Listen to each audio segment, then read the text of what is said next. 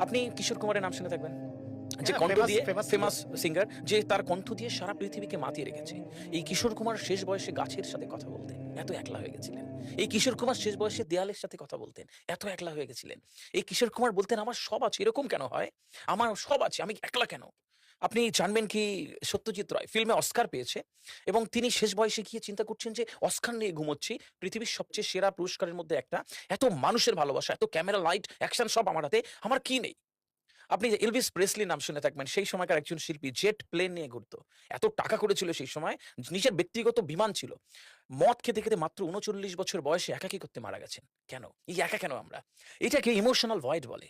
এইটাকে এই ইমোশনাল ভয়েডটা আসলে হচ্ছে রু। রুকে আপনি জানবেন, রু রুহ। দেখা যায় না কিন্তু হ্যাঁ, ফিল করতে হয়। এটাকে রুহের ক্ষুধা বলে। বিষয় হচ্ছে যে আমি আর আপনি যখন আমাদের ঈশ্বরের থেকে দূরে সরে যাব, যখনই আপনার anxiety হবে, যখনই আপনার মনে হবে যে সব আছে এরকম হচ্ছে কেন? আপনি এটা ভেবে নিতে পারেন যে আপনি ঈশ্বরের সাথে